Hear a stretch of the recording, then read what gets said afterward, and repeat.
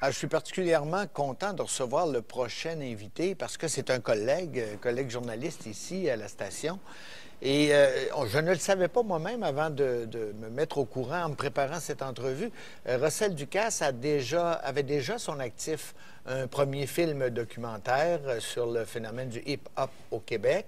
Et maintenant, il vient de sortir, ou ça va sortir très bientôt, Allez voir le nègre que les gens viennent d'élire. C'est sur l'arrivée des Noirs en politique au Québec et de la façon dont ils vivent les choses.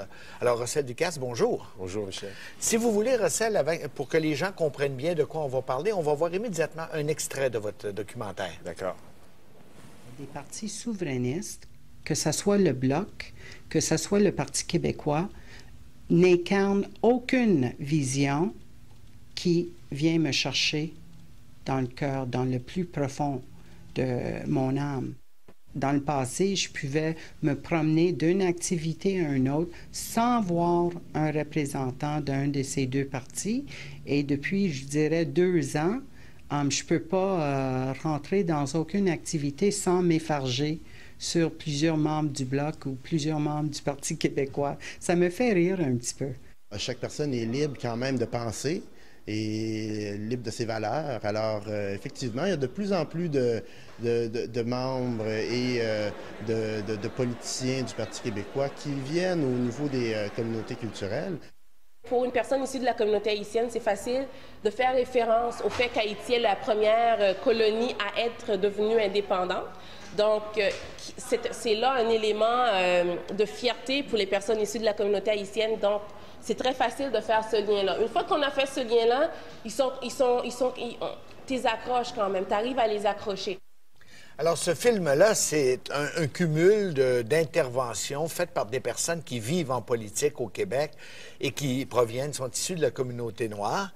Maintenant, Mme Jennings avait un propos plutôt dur, plutôt partisan, mais le ton du film, ce n'est pas nécessairement cela. C'est pas nécessairement ça. Mme Jennings, justement, ce qui est intéressant, c'est qu'on voit son cheminement. Elle est d'abord souverainiste au départ et ensuite, elle devient fédéraliste au cours de son cheminement. Elle nous parle d'ailleurs de son cheminement. Même chose avec Makakoto, qui nous parle de son cheminement, évidemment, qui, lui, s'inscrit dans le camp fédéraliste d'emblée en arrivant. Bon, étant issu d'une communauté culturelle, lorsqu'on arrive, c'est un peu le choix que l'on fait d'abord. Et à force de rencontrer des gens, justement, il est converti, en quelque sorte, à la cause de la souveraineté du Québec.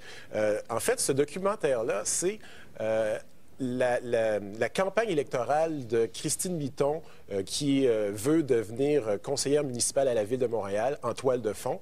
Et avec ça, on a des gens qui interviennent, qui parlent de leurs expériences. C'est un documentaire en 7 chapitres avec des titres assez particuliers pour chaque chapitre.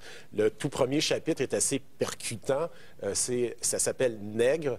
Et c'est un peu ces gens-là qui parlent de leurs conditions en tant que Noirs dans la société québécoise et comment la situation peut être évoluée. Il y a également un chapitre qui s'appelle Nègre de service qui discute un peu du fait que, bon, ces gens-là, est-ce qu'ils se sentent utilisés par les partis politiques lorsqu'on les approche? Ah, c'est intéressant, ça. Est-ce que, de leur propre avis, ils sont utilisés? Parce qu'effectivement, je sais que ça donne une bonne image, ça donne une image de diversité.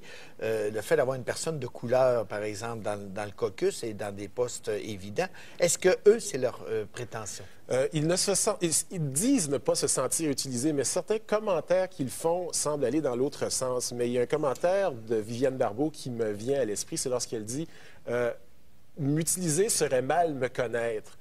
Ces gens-là, ils ont l'impression d'être utilisés quelque part, mais ils ne veulent pas nécessairement le dire de façon claire, nette et précise. Ils veulent surtout pas s'empêcher, j'imagine, de faire tout le reste parce qu'ils ont l'impression qu'en quelque part, quelqu'un pourrait se servir de leur image, qui est en général positive. Oui, bien, d'avoir, on ne se le cachera pas, depuis la fameuse déclaration en 1995 de M. Parizeau, la politique, je dirais, au niveau des communautés culturelles, a beaucoup changé. À partir de ce moment-là, je crois que du côté du Parti québécois, on s'est rendu compte qu'on avait négligé peut-être une certaine partie de l'électorat. Et cette partie de l'électorat, il fallait essayer de la conquérir.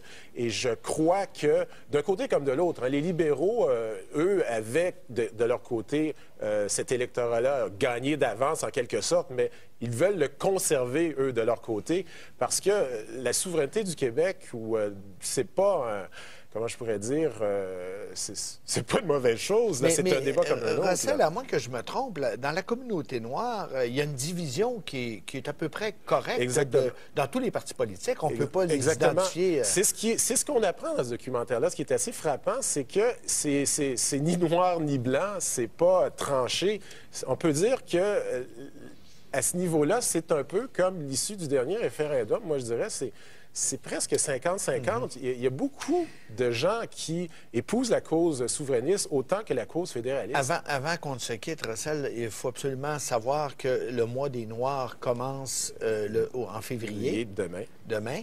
Et on peut voir votre film dans ce contexte-là. Voulez-vous nous donner des détails? Le 26 février prochain à la Cinémathèque québécoise, dans le cadre d'une soirée bénéfice que j'organise en lien avec l'Association des médecins canado-haïtiens. Et tous les profits de cette soirée vont être donnés à la Maison d'Haïti et au programme d'Ali Nestor-Charles, Ali les Princes de la rue, qui combat l'adhésion des jeunes noirs aux gangs de rue. Merci beaucoup, Russell. C'était fort intéressant. Après la pause, mes commentaires sur l'actualité.